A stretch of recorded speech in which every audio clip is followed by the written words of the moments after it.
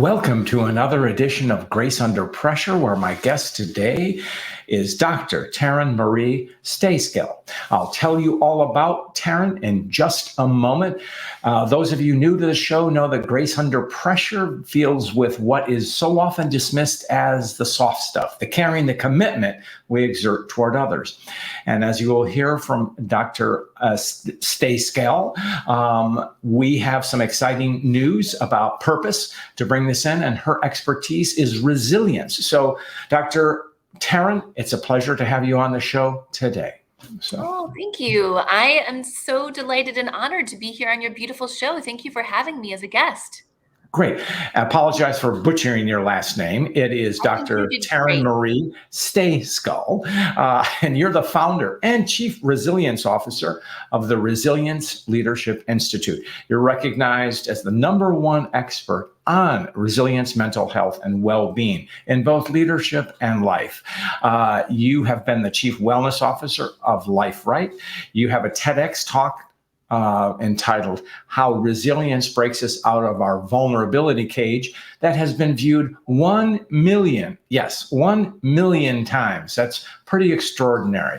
So your new book, which we're here to talk about, is based on empirical research, and it's titled The 5 Practices of Highly Resilient People. And we're here to talk about it today. So Taryn, welcome.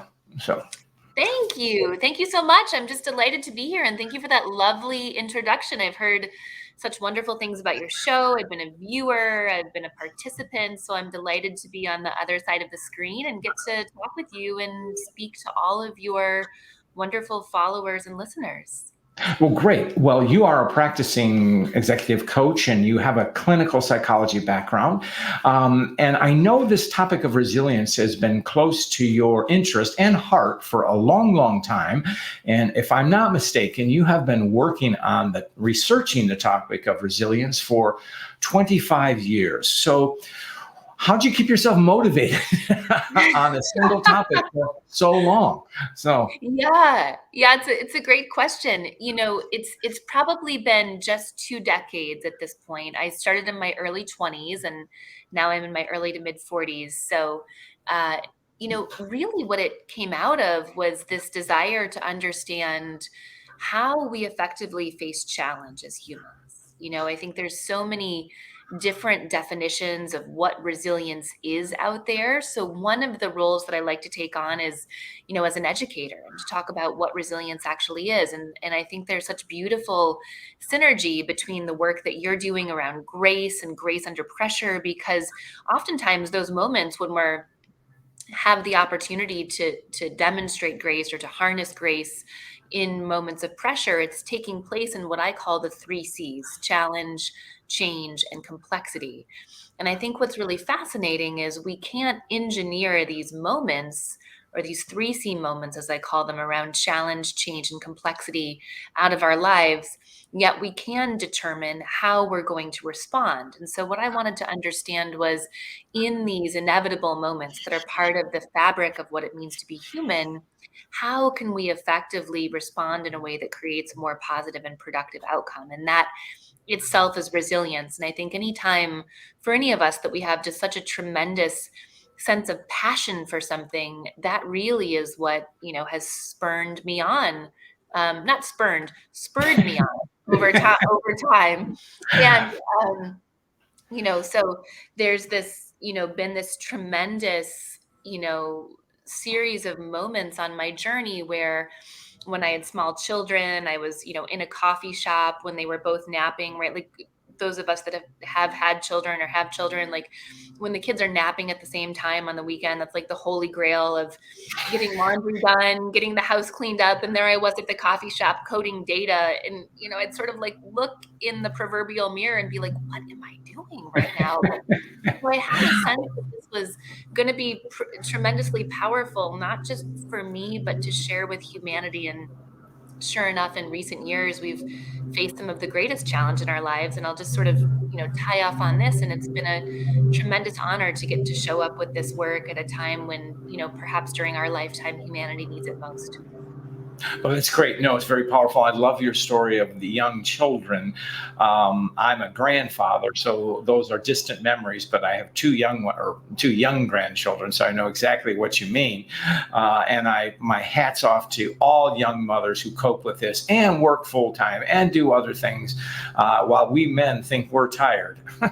so anyway, I've done a little bit of work on resilience and talked to a lot of people about it and written about it. But you came up with, there's a phrase that popped out of your writing that struck me, and I wanted to ask you about it. And it's called, you said, resilience finds you. What did you mean by that, Taryn?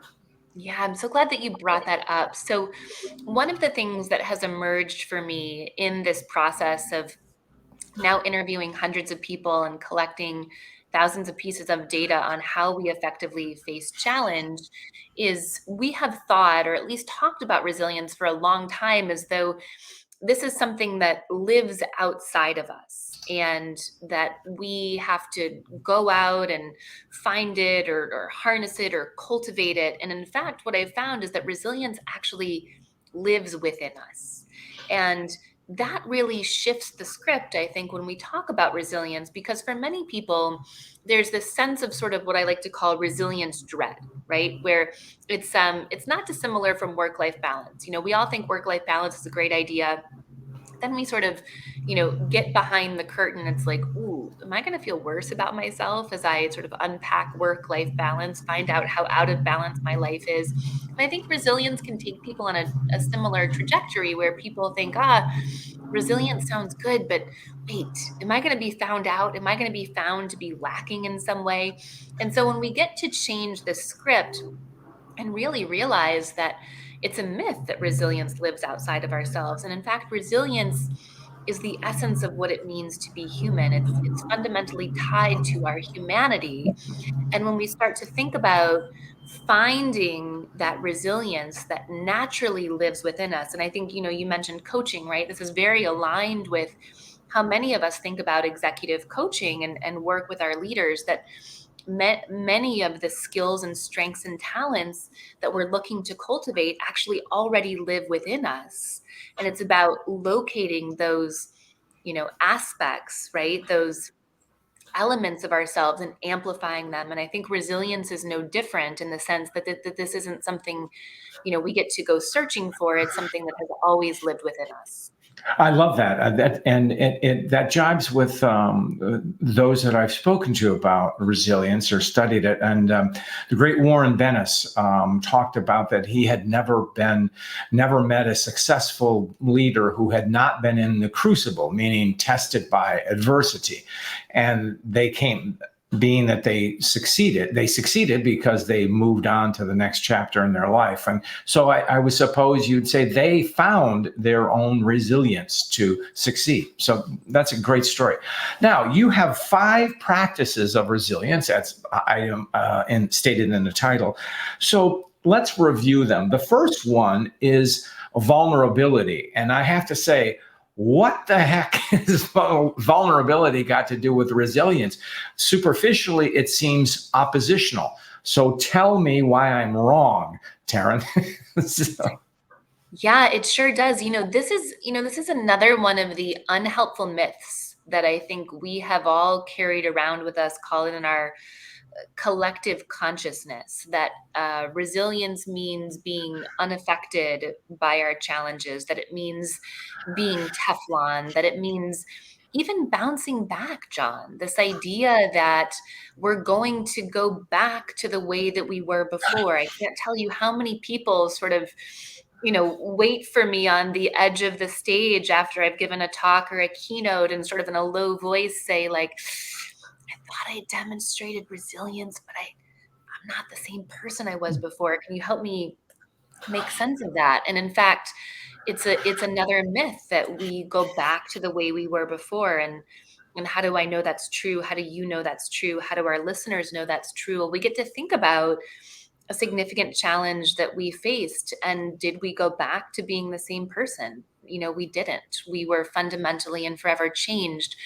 by that experience. And so for me too, and I write about this in my book, The 5 Practices, highly resilient people, this idea of vulnerability as it emerged in these interviews where I was asking people to tell me about how they thought they had effectively faced their 3C moments of challenge, change, and complexity.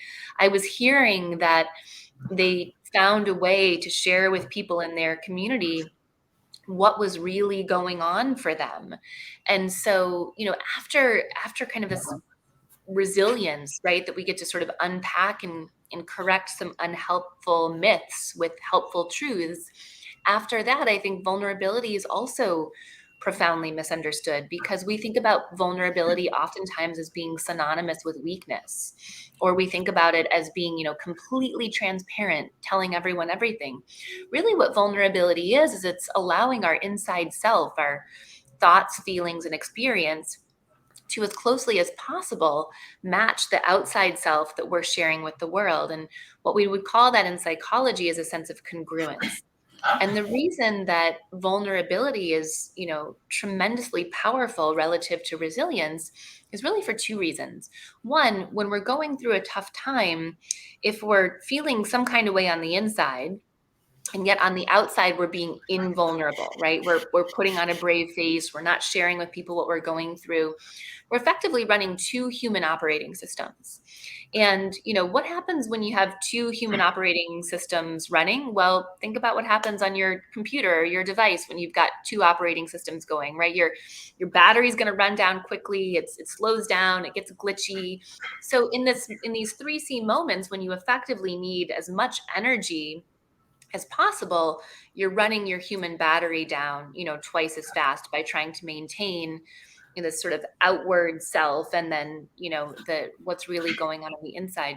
The second thing is when we do manage to find that sense of congruence relative to kind of this first practice of resilience around vulnerability, we find that people who know what's going on with us, it allows us to get more support, more access, more knowledge in those, again, I'll say 3C moments when we need it most. Great. Raised a very key point, and I think that is where the sense of vulnerability comes in. And is it asking for help, being not afraid to ask for help? Yeah, I think asking for help just feels scary, and maybe there gets to a point. Maybe there gets to be a point where we flex that muscle enough where it doesn't. But one of the things that I talk about is this idea of like sort of decoupling this notion that we need to be fearless or to not be afraid, and in fact to embrace, a certain sense of fear. So rather than being fearless, learning to fear less, right? And to recognize that oftentimes the things that scare us are also the things that are most sacred around our development, around our ability to grow. And so oftentimes we think of fear, we think of being afraid, we think of that as being a bad thing, as a reason to move away from something. And sometimes it is, but oftentimes fear can also be a signal to move towards something. That what scared us is often our most sacred moment for development. I'm glad you mentioned that, because I've had the opportunity of on this show, and I'm speaking to members of special forces, and they go through extreme training, and so resilience is integrated into them, and so that when they come to a moment of crisis, be it in a combat situation, whatever, they're prepared. They may still feel fear, but as the adage goes, courage is not the absence of fear, it's the management of it. And so thanks for shining a light on that. So I want to move on, because you've got another one about productive perseverance. How does that figure into the story of resilience? So. Yeah, a lot of people ask me, a number of questions about this, right? But one of them is, is resilience synonymous with grit? Is resilience synonymous with just putting our head down and continuing to, plod or move through challenge? And the answer is it can be, right? But really, grit is not the whole story.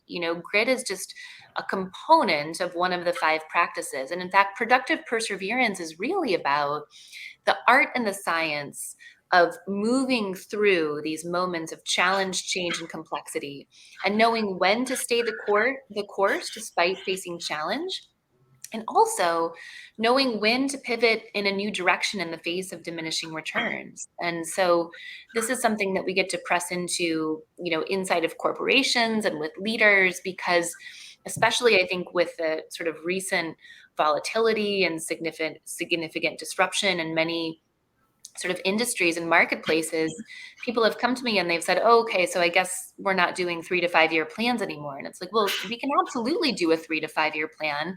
It's just that we're going to check in on that much more often because we're seeing, more regular and significant shifts in the marketplace. And what I'll say is, I think grit works really well in environments, I'll say, that don't change or don't change significantly, right? Mhm. So you want to be a Navy SEAL, you want to win the National Spelling Bee, you want to graduate from the Naval Academy, amazing. Like there's a series of kind of checkpoints that you're going to go through and tests, and they're really the same for just about everybody. And so you're going to put your head down. It's going to be hard and you're going to get gritty about it, as Angela Duckworth would say. But in these times when our marketplace is shifting in a significant way, when there's volatility, when there's disruption, when there's things that are, very ambiguous or unexpected, it's actually not a time to put our head down and get super gritty toward a long-term goal, because in fact, what can happen is our marketplaces can change so significantly that when we do pick our heads up and look around, we're actually in a really different environment. No, that's a key point, and perseverance is good, but you have to stick your head over the parapet, which is the role of a leader. So you say there's a link, and I think you touched on it, between resilience and connection. How are you defining connection in this way, Taryn? Sure. Well, connection is going to be our 3rd practice of highly resilient people. And, each of the practices, I think, has a little surprise for us. And I love surprises. So this is our surprise face, right? And so the little surprise that comes along with connection is that oftentimes when we think about connection, we think about connection first and foremost as being our external relationships and that social support that exists around us. And that is a component of connection. But the part that we often miss is the connection with ourselves. And so connection is really 2 parts. It's first and foremost the connection with ourselves. It's knowing ourselves, trusting our gut, knowing our value, being willing to listen to our intuition, knowing what our strengths and talents are, and the connection that we have with people outside of ourselves, and what we do in those sort of intersectional moments when the connection with our inner self and the connection with our outside relationships jives and gels in a beautiful way, and what happens when it's at odds. Right. Now, the next practice is something that you refer to as graciosity. And is that a term that you invented, or what? And what does it mean? Yes, it is indeed a term I invented. So the term is gratiosity, and what it is a hybrid between gratitude and generosity. And what I was finding, again, as I'm, interviewing these hundreds of people on their experiences around challenge, change, and complexity, is people were telling me 2 things that seemed to go hand in hand, but I didn't have a word to describe it. And so what I was hearing from people was first this sense of gratitude, that people were saying, look, one of the ways that I made it through and I continue to make it through and heal or amplify or grow or transform as a result of this experience is to find gratitude. Now, we're typically not finding gratitude like in the crisis, right? In the acute moments that a thing is happening. But the most resilient people that I interviewed were talking about how they were able to look on an experience, typically after some time, and to be able to say, I can see the good in that. right? I can see how that deepened my relationships. I can see how the fact that I got into that car accident and I went to the ER and they found this pancreatic cancer early and I beat it, right? I can see how that product launch that was a failure actually took us on a road as a corporation to be able to uncover something else that was even more powerful and more lucrative for us, right? And so it's not about the sort of like Pollyanna toxic positivity kind of thing, but to really be able to see the good in those moments of failure and difficulty and be able to capitalize on that.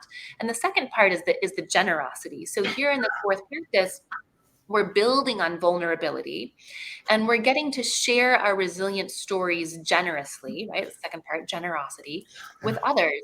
And that does two things for us. When we share our resilient stories generously, it solidifies for us, what did we do in that moment that actually enhanced or engendered a sense of resilience, right? So in the retelling of our resilient stories, we're strengthening our resilience narrative. And the second part is, when we tell these stories to our friends, to our family, in town halls, as part of coaching and mentorship relationships, we're also then getting to advise and mentor and coach by resharing these stories. And these stories, whether we realize it or not, can oftentimes be what encourages people in their moments, in their 3C moments. It becomes part of someone else's roadmap on their journey, part of their survival guide. I love that combination of gratitude and generosity. I would put them under a singular umbrella called grace. So, anyway, now, final one is, what do you mean by, it's the practice of possibility. What do you mean by practice of possibility? Sure. So possibility is our fifth practice. And I think what we come to realize in these moments of challenge, in fact, there's also typically an opportunity. And so the practice of possibility is about looking for what is possible in this 3C moment. And so it's about, first and foremost, really looking for progress over perfection, which is tremendously important. And then, there's this sort of dichotomy or interplay that exists between risk and opportunity. And what I found is that the people that were really able to effectively engage in this practice of possibility that amplifies our resilience, these were the people who could navigate the relationship between opportunity and risk, the people who didn't become so fearful by the risk of the challenge or the experience. They were able to sort of manage that risk. And also the people that didn't over index on like, well, what a great opportunity, without really looking at, what's the risk associated with this. That's great. What's interesting in your descriptions and the 5 practices of resilience, and there's a sense of fluidity and change and flux within that. And particularly as you described the perseverance and being aware of circumstance around you, but also the practice of possibility. And do you see it that way? That it's sort of resilience becomes certainly an ongoing process, but it morphs over time. Is that your experience in study, Taryn? So, I've come to see the 5 practices themselves. And I don't think I did this consciously at the time, but I've come to see the 5 practices almost as a hierarchy or a trajectory, if you will. And I'm not sure if that is necessarily what you mean by the question. I think what happens is that vulnerability is very difficult. I think it never stops being scary for us, or having a sense of fear associated with it.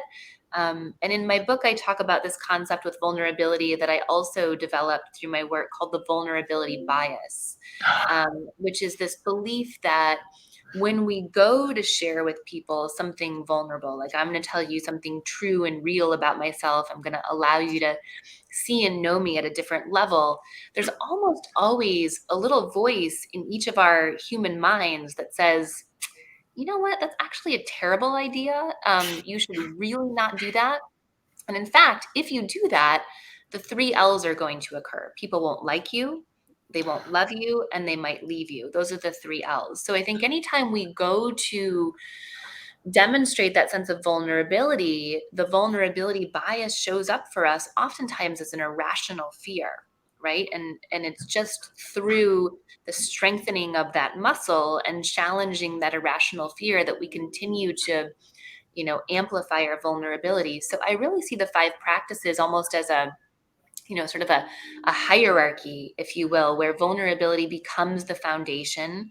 We build on that sense of vulnerability. When we look at, okay, what are the options with perseverance? We build on that vulnerability with ourselves and with others in the practice of connection, when we get to sharing our stories and grandiosity.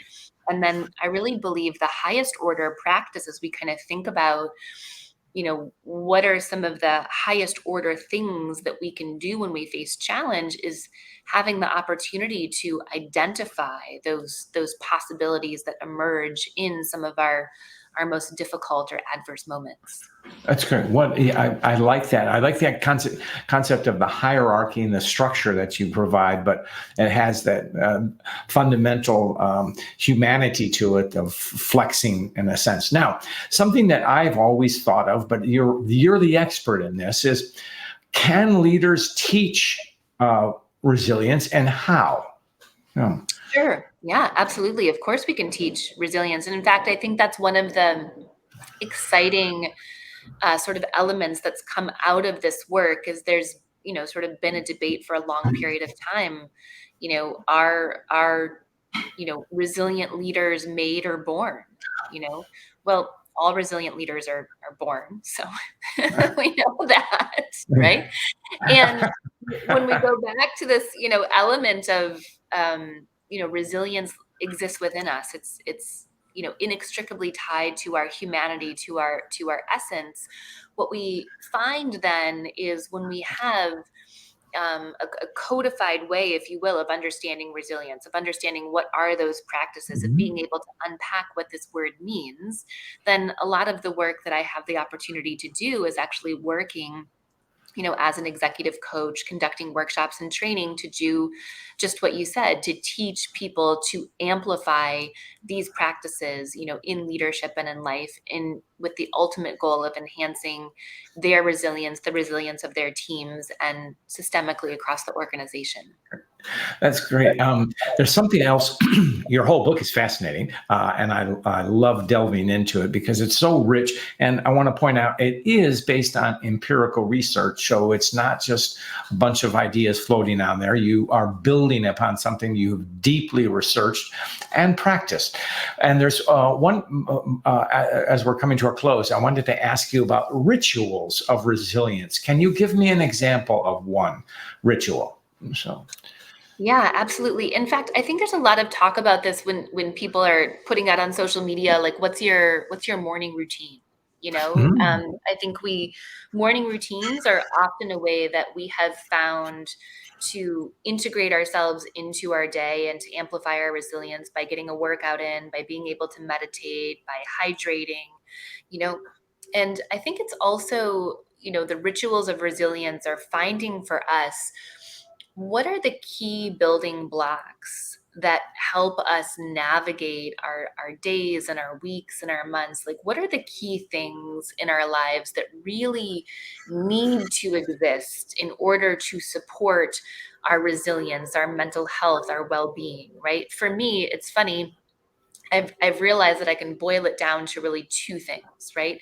It's getting in exercise, at least every other day. Some cardio and some weightlifting is key for me. I find if I go more than 48 hours without exercising, life gets harder for me. It's harder for me to make decisions. I have a lower frustration tolerance. That's something that really lifts me up and allows me to think and work and interact on a higher level. And the second thing is, like, the state of my home. If I feel like I have too much stuff on the counter, if there's a bunch of unfolded laundry, if the bed's not made, like, that chaos that exists in my physical space starts to, percolate into my mental, emotional, my mental and emotional space. So Great. I think for us, recognizing what are those key things that allow us to amplify our resilience and well-being, and then being sure that we make that part of the rituals that we engage in regularly. Great. I'd like that. That's a practice. And as you have the 5 practices of resilience. Sadly, we are racing toward the end of our show. And as you know, I ask every guest to tell me a story about grace. Do you have one you'd like to share, Taryn? Yeah, just in the interest of time, maybe I'll say something at a high level that I think, well, I'm hopeful that we can all relate to. For me, I think one of the greatest opportunities to receive and offer grace is to recognize that the vast majority of people's responses, are not related to me. And to remember that, in those moments when I'm, cut off in line, or, cut off on the highway, or someone acts in a way that feels, thoughtless or unkind, rather than reacting, which is, so, so enticing sometimes, rather than to just respond and to remember how little I know about someone else's life, how little I know about what they're going through and their experience, and to offer, them a sense of grace, and to offer myself a sense of grace, to not feel like I need to react and simply let it go. I love that story, Taryn, because grace can be transformative as well as transactional, and it's also can be a daily practice. And I love how you wove that in together in a wonderful, beautiful story. It's very practical. That in itself might be a ritual, I would say. So, Dr. Taryn Stejskal, how can we find you and your book? Yeah, thank you so much for asking. We have a lovely website called Resilience with a C dash leadership. I'm the founder of the Resilience Leadership Institute. So find me on our website, on LinkedIn, on Instagram, and of course, the book, The 5 Practices of Highly Resilient People, is available on Amazon, on Audible, Barnes and Noble, any place you like to get your books. Great. You have been a wonderful guest, and we need more resilience in our culture. And thank you for shining a light on this topic, and thank you for researching it and writing such a wonderful book. With that, we will exit. So.